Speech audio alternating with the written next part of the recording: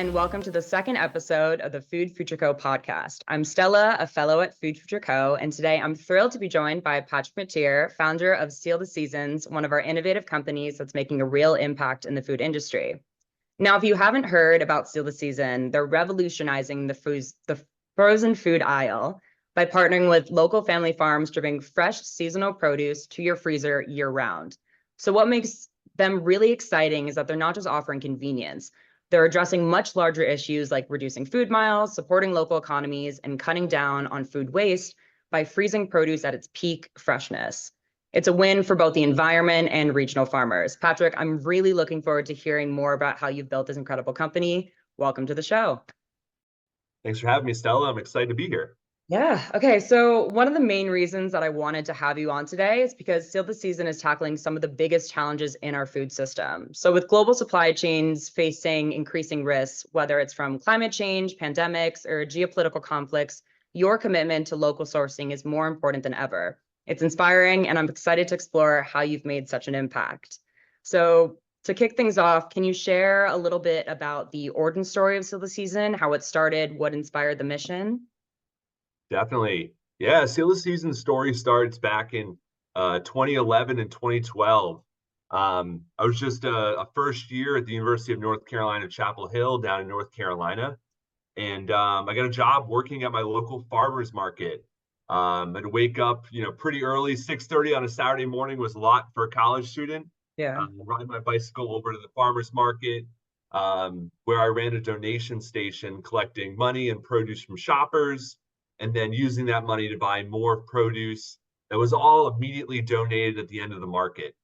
It was really important to us to make fresh food available to everybody. Really thankful for that time working with nonprofit Farmer Food Share.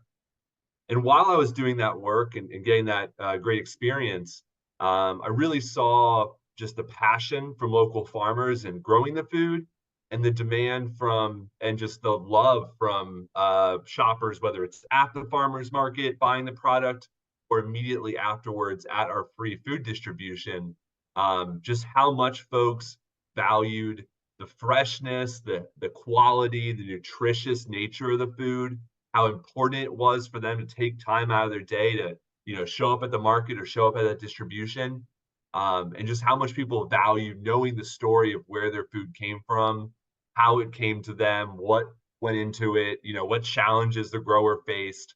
It was pretty amazing to see that people that passionate, involved in their food system, and at the same time, the growers really not be able to sell all of their product. At the end of every farmer's market, we got hundreds of pounds donated to us, and we weighed it out for nonprofit grant tracking purposes. So we really knew how much was being donated. Yeah.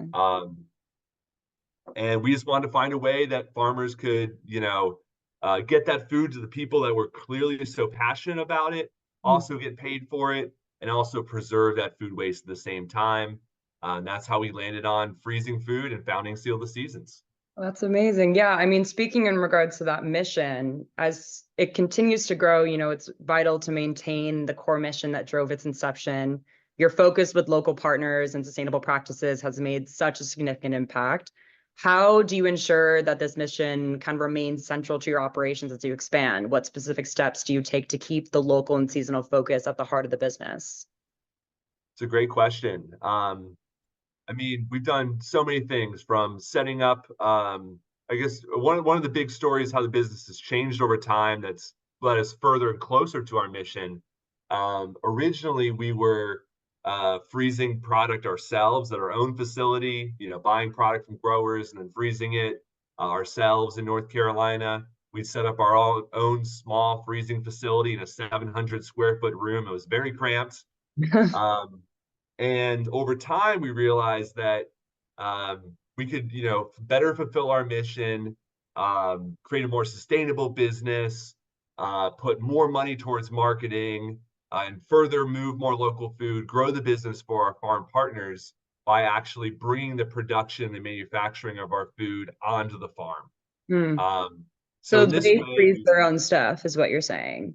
Exactly. Yeah. We now, we've moved from just, buying and selling and prioritizing locally grown food and making that about our brand to now not only the food itself, but the entire supply chain is now based on the farm. That's Um, amazing. So it's also teaching them that practice in itself, allowing them to be self-reliant in a way to, have that habit. Yeah, but we really have a mix of growers from folks that have really taught us how to run this, how to build this business and freeze food better and grow our operations, to other farm partners that have had us pass those lessons on to them, Yeah. who are new in the process, didn't have all the equipment, didn't know what the right stuff was to buy. And we've also connected all those farmers in a lot of ways to each other, so they can Yeah. share those learnings and just strengthen the overall agricultural relationships in the country. I mean, I guess that's a perfect segue into kind of talking about the impact in regards to how your company has helped the local farmers that you work with. Is there any kind of standout success stories about the farmers and how you made a difference in their operations or their, the way that they work? Yeah, definitely. Think back to the North Carolina market where prior to seal the seasons, North Carolina froze a lot of blueberries, but really didn't freeze any other crop. Yeah. Today, we've really expanded North Carolina frozen production of strawberries, blackberries. I think to one farm in particular, TC Smith Produce in Eastern North Carolina. They're near Kingston, North Carolina, and Curtis Smith is the grower out there. Our first year, we bought about 2,500, maybe 3,000 pounds of strawberries from Curtis. Wow. For viewers at home, that might be 2 or 3 pallets worth of product, which is a lot of product. No, it's a lot of strawberries. It's a lot of strawberries. Yeah. But A lot of over the strawberries years, saved, dare I say. A lot of strawberries saved. and strawberries were never frozen historically in North Carolina. Oh, So really? this really I mean, I is, always see like strawberries on the shelves though. I always see them, but they were never really in North Carolina. There was no we offerings. we grow a lot of fresh strawberries. North Carolina is, I think, number 4 or 5 in fresh strawberry production nationally. But the frozen never existed, and so a lot of strawberries were wasted. They were plowed into the field. They were never picked. They might have been sent to a winery or to a juice usage if they were not right for the fresh market. Mm. And now growers have a new frozen channel to send their strawberries, have them frozen. They get paid more for that crop, and more product is saved. But getting back to my example with Curtis, over the years, we're able to grow Curtis's volumes now close to 30,000 pounds a year. Some years higher if Curtis has a lot extra. So we've really been able to, just massively expand his business on frozen, make that a sustainable part of his revenue. And we're a flexible partner. If the fresh market is doing great, he's getting a great top dollar for his product. Yeah. He can win that business. We want him to get out Yeah. there and I mean, send a the little bit goal is less to to have them us. be profitable in any way that they can. And if you can support them through the freezing process, then it's beneficial for them as well as you and the environment and the Exactly. local people. Yeah. And we work with so many growers that if we get 25,000 pounds or 35,000 pounds from him, we can go up and down with other Mm. folks. And it really it works out. We think of ourselves as kind of an insurance policy for the farmers in Yeah. some way, that for that product that may go fresh, might not. Now they have a reliable partner for that product. And I'm sure the kind of inconsistencies with crop growing and, fruit demands and stuff like that, it's a great way, like you said, you're an insurance company in that sense, to have that stability and security and safety net when farming and agriculture in itself is so unstable and kind of unknown as to what the future holds in regards to profitability. So that's really great. Exactly. Yeah. Growers know they have crop coming out of the field. They don't know if it's going to be available on Tuesday or Thursday. And Yeah. if another grower from Mexico comes online towards the end of our season and is able to put a lot of product out on the market at a lower price, the product they thought they were going to harvest on Thursday, the market may no longer support that price. One of their retail buyers may have moved to a different farm. So it's really important for fresh growers to have those multiple channels and have those options for their product, Yeah. especially in a globalized supply chain today where, when Mexico comes online for blackberry season, for example, we see the fresh market price decrease Yeah. 10%, 15%, sometimes even 20% within a 7-day period. All this is publicly available data from Yeah. the USDA or NCDA, and we track it and graph it every year. It's very interesting. And so then giving them the option of freezing with their excess produce allows them to be within those profit margins and kind of be competitive with the Mexican blueberries and stuff and those companies, right? Exactly. The farmers get some other benefits when they go frozen. They don't have to pack the product into clamshells. The packaging is less expensive. Seal the seasons, in some markets, we supply um, fruit bins, fruit crates for the growers to harvest into. They're called lugs in the industry. Okay, Um, cool. and that was a very big step for us when we got our first Seal the Seasons lugs with our name on them. That was a major achievement for the company. Get them today. Little Seal the Seasons plug. Get your lugs today. Okay, so uh, moving on, let's talk a little bit about Seal the Seasons is a leader in sustainability, especially in prioritizing regenerative agriculture and supporting USDA certified organic farming practices.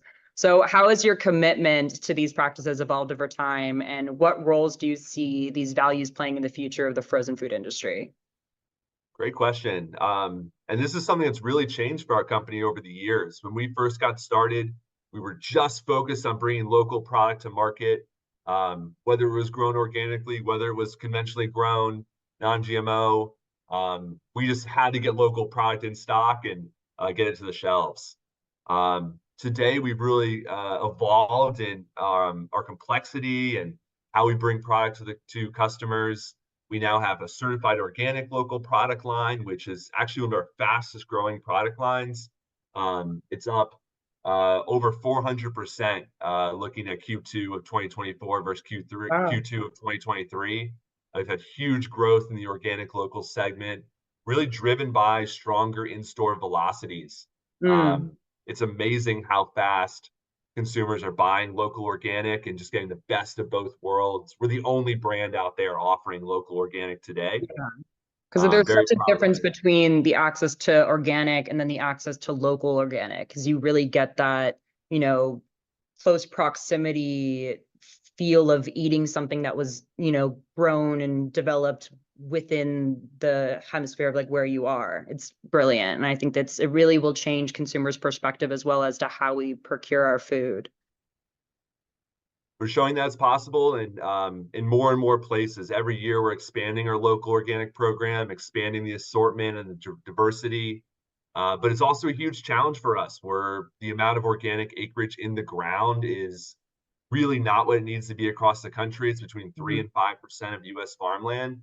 So if an organic farmer hears this podcast, if you know someone who's an organic farmer, please reach out to us. In organic fruit farming, Yeah. we'd love to talk with them and work with them. And um, our team, we actually have a research team from the University of North Carolina, Chapel Hill right now, doing a semester-long project on organic farming for the company and Oh, wow. uh, trying to turn over some new rocks and broaden our organic supply chain. So really excited to keep growing this over the next few years. Well, speaking of growing, I guess you guys are now operate in 5 different regions across the US. So what have been some of the challenges and rewards of expanding as you continue to expand as well in regards to getting into these new markets?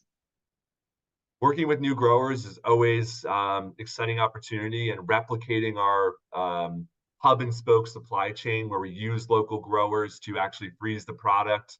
So getting out there and meeting the new freezing facilities, connecting the growers who supply the product to the freezing facility, Mhm. working out all those kinks and establishing lines of communication.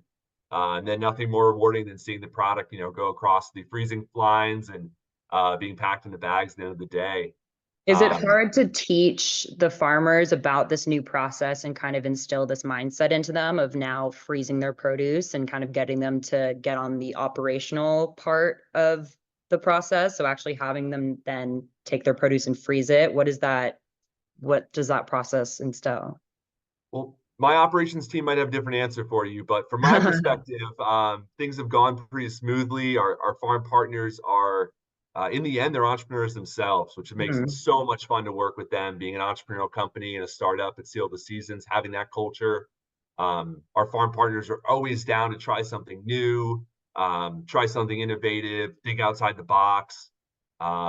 And they're just some of the best partners in entrepreneur working something out, working through a challenge. and making sure we're going to have enough product for the stores.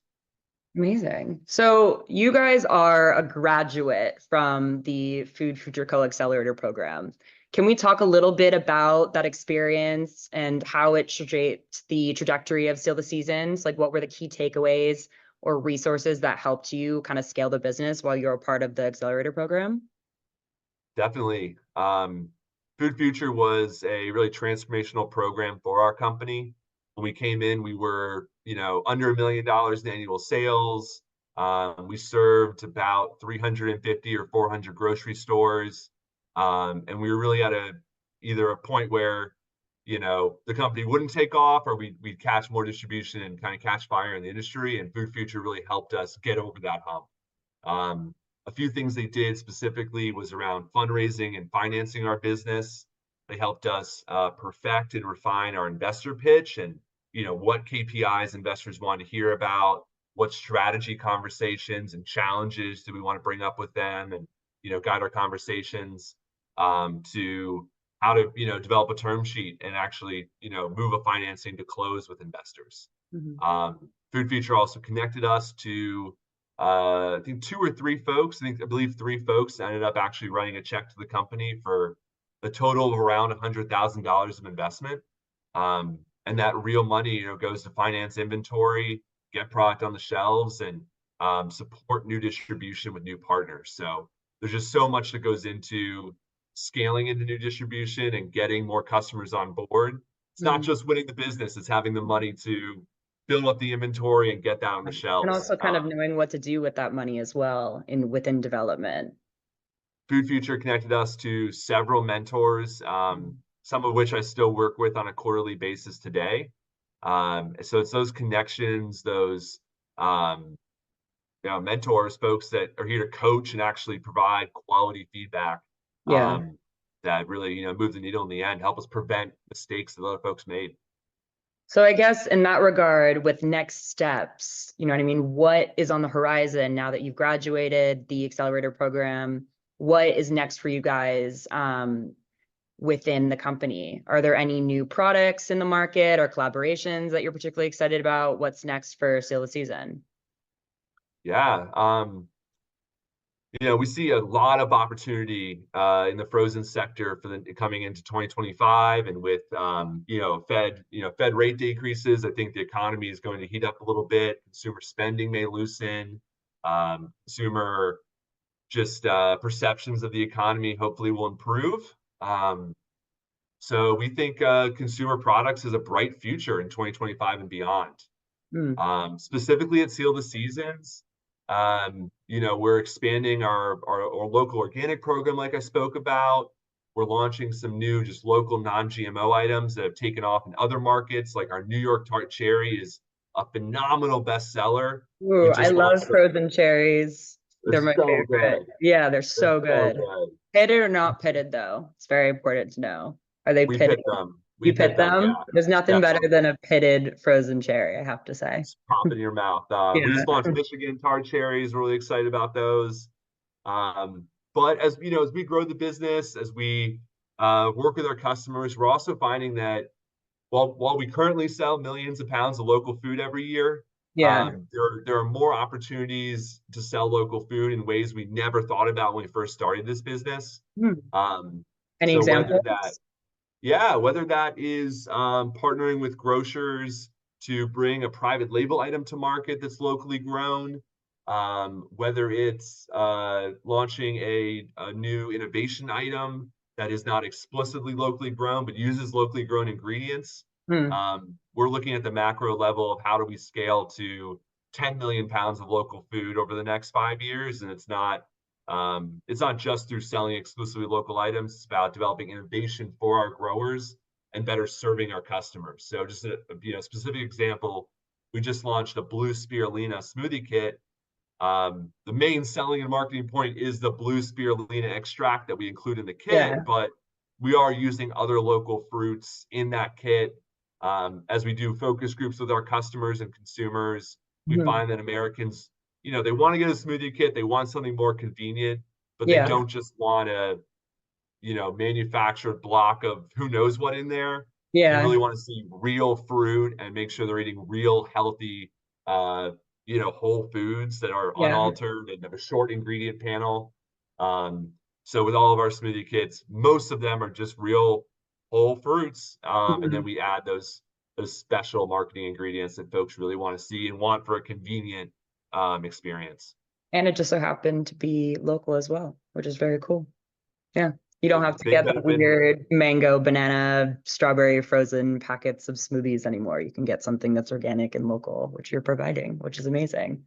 So, as a certified B corporation, you're committed to using the business as a force of good. So, how do you see Seal the Season shaping the future of sustainable and local food systems in the US? What impact do you think you're making on the rest of the industry?